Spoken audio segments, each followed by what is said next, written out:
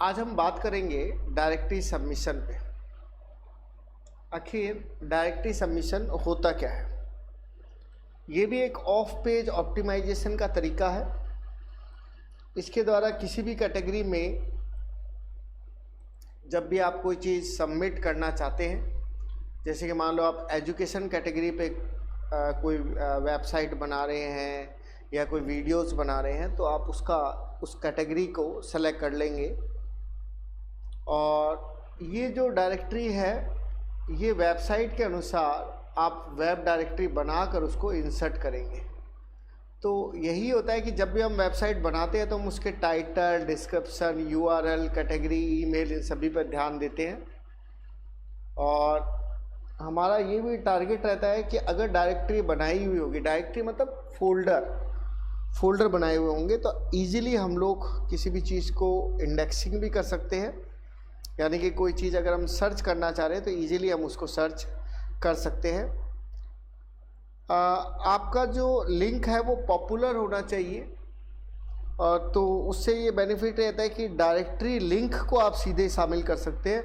तो जैसे आपने कोई फोल्डर बना रखा है, उसमें पर्टिकुलर कोई सूचनाएं हैं, इन्फॉर्मेशन है, तो आप क्या करेंगे कि आप सीधा उस डायरेक्टरी का लिंक जो है वो आप सीधा उसको प्रोवाइड करा देंगे। जैसे एज ए प्लेलिस्ट हम लोग प्रोवाइड कराते हैं किसी भी यूट्यूब चैनल के। और इसी तरह से हायर पेज रैंक को आप लोग बढ़ा सकते हैं। सोशल मीडिया को शेयर कर सकते हैं, सोशल मीडिया में के अंदर हम लिंक को शेयर कर सकते हैं। पॉपुलर शेयर मीडिया को हम कर सकते हैं। मोर ट्रैफिक, इसमें ट्रैफिक को अवॉइड किया जा सकता है। मतलब आप ये देखते हैं कि भाई मतलब जैसे अगर मान लो कोई डायरेक्टरी आपने बना रखी है तो सीधे आपने डायरेक्टरी का लिंक दे दिया तो जो ट्रैफिक है वो डिवाइड हो जाता है। मतलब जो यूजर्स है वो पर्टिकुलर अपने टॉपिक पर इजीली पहुंच पाते हैं, तो वो वेबसाइट जो है वो ज़्यादा बिजी नहीं हो पाती। ब्रांड अवेयरनेस भी रखना पड़ता है डिस्ट्रीब्यूट करते वक्त। आपको भाई डायरेक्टरी बना रहे हो तो आप ध्यान रखें कि कौन सा किससे संबंधित है। टाइप्स ऑफ डायरेक्टरी सबमिशन पे अगर आप बात करते हैं तो आप सबसे पहली चीज़ होती है वेब लिस्टिंग का काम करना होता है, मतलब लिंक अप्रूव करने का काम होता है। अर्ली लाइफ टाइम में पैकेज जो है वो हम लोग डायरेक्टरी में सबमिशन हम लोग कर सकते हैं। प्री वेब लिस्टिंग भी होती है, इसमें हम किसी भी प्रकार की पेमेंट नहीं करना पड़ता है। इसमें जो है वो हम लोग जो है जैसे एडमिनिस्ट्रेशन के द्वारा उसको अप्रूव किया जाएगा या नहीं किया जाएगा, ये हमारी दिक्कत नहीं होती।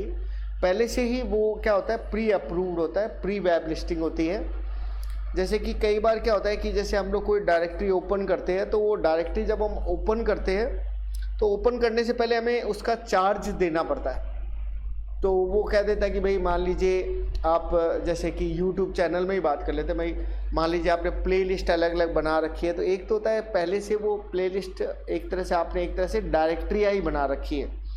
तो एक तो प्री वेब लिस्टिंग का मतलब पहले से अप्रूव है कि आप उसको सीधा यूज कर सकते हैं।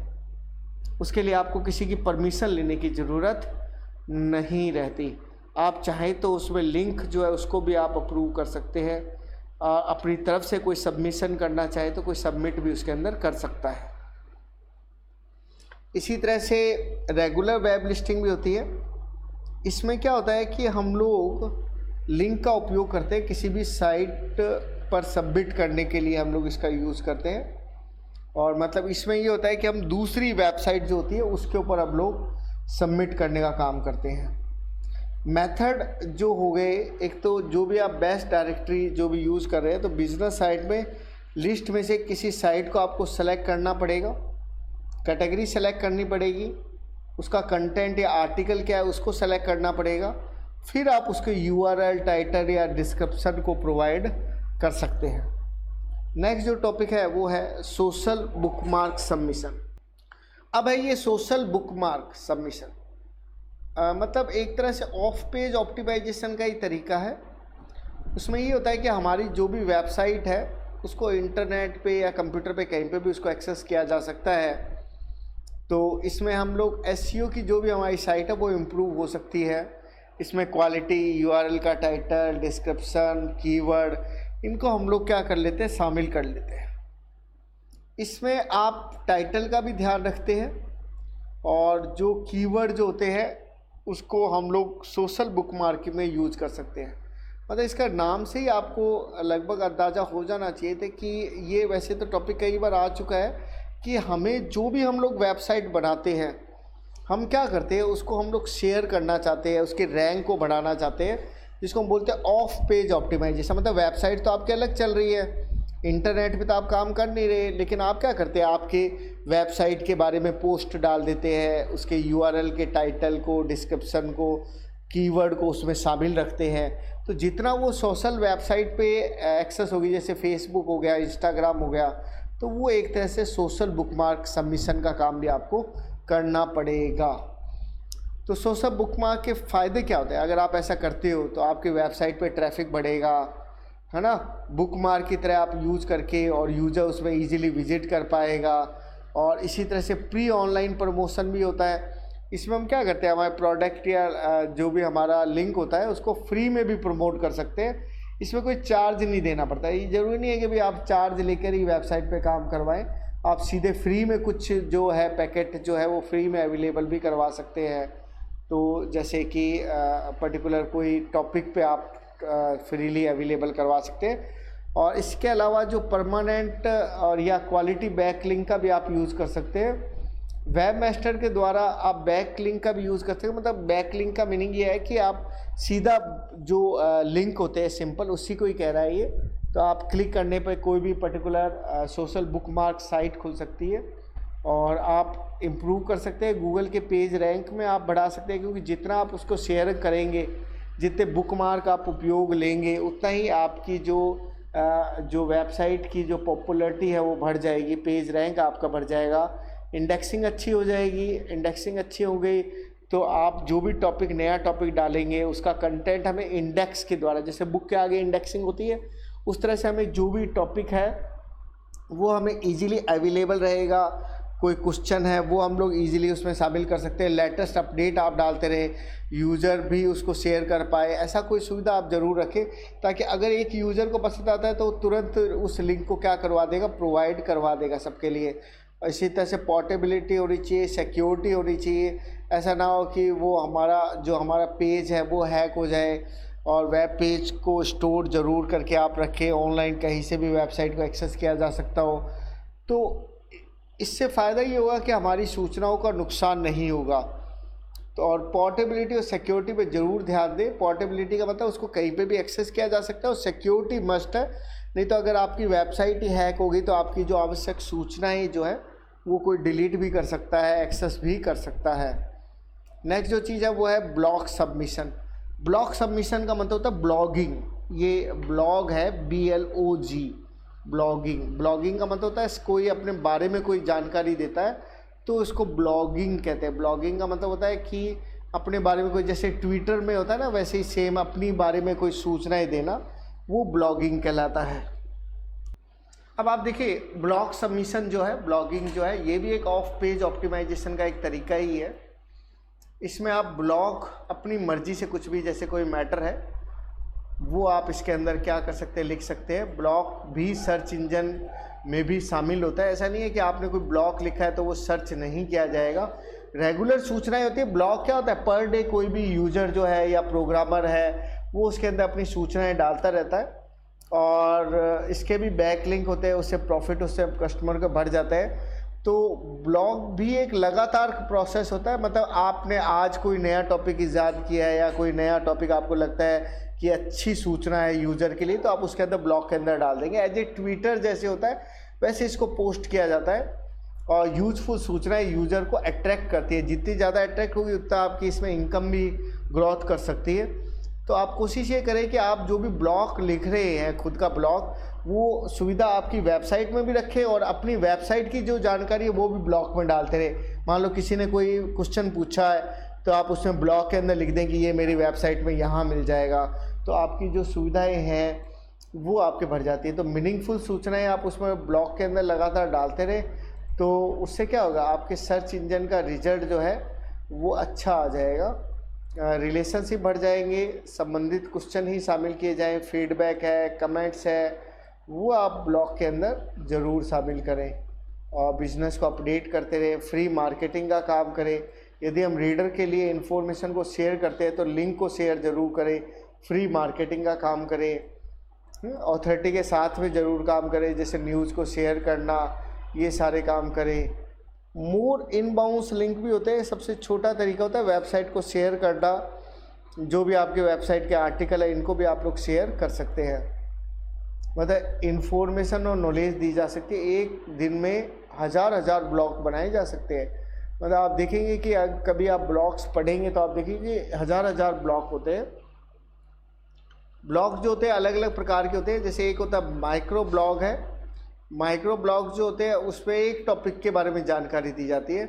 इवेंट जो ब्लॉग होता है वो पर्टिकुलर कोई घटना के बारे में होता है। जैसे कि मान लो अभी कोई त्यौहार है उसके बारे में आप जानकारी दे रहे हैं, कोरोना काल चल रहा है उसका बारे में कोई पर्टिकुलर उससे संबंधित अभी लेटेस्ट में क्या चल रहा है उसके बारे में बताना। खुद का ब्लॉग बना के खुद के जो आपका ज्ञान है वो आप उसमें नॉलेज आप बता सकते हैं। पर्टिकुलर छोटे छोटे टॉपिक लेके भी आप उसमें जानकारी भी दे सकते हैं। ये देखिए ब्लॉगर जो ब्लॉग पे जो काम करता है उसको हम लोग क्या बोलते हैं, ब्लॉगर कहते हैं। जो ब्लॉग लिखने वाला, जैसे वेब डेवलपर कहलाते हैं जो वेबसाइट बनाते हैं, वैसे ही जो ब्लॉग लिखता है उसको क्या बोलते हैं, ब्लॉगर कहते हैं। ये लिखा हुआ है। इसी तरह से ब्लॉग की एक पोस्ट भी होती है।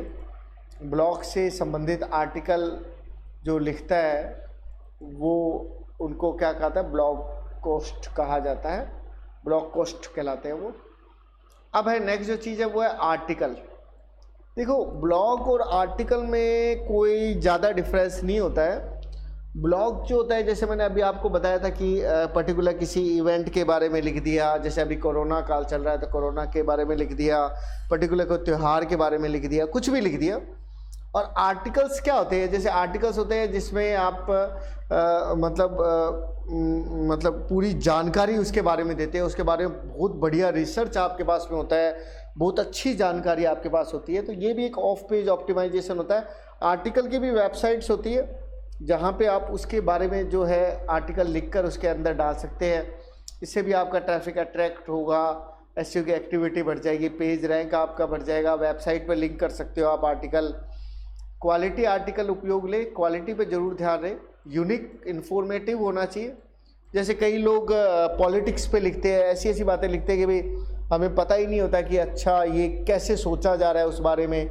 तो वो उस चीज़ों के बारे में बताने से एक तरह से जैसे ब्लॉग तो छोटे होते हैं, ये करीब 500 to 700 वर्ड्स के होते हैं। पैराग्राफ, सब हेडिंग, बुलेट, इसमें सब चीज़ें होती है। एक साधारण तरीका है, प्रभावी तरीका है। बैक लिंक बना सकते हैं, मार्केटिंग रिजल्ट को आप बूस्ट कर सकते हैं, एक्सपर्ट की तरह काम कर सकते हैं। मतलब कई लोग अपनी सोच उसके बारे में लिखते हैं, अपने आइडियाज़, अपने एक्सपीरियंस लिखते हैं, वो होते हैं आर्टिकल।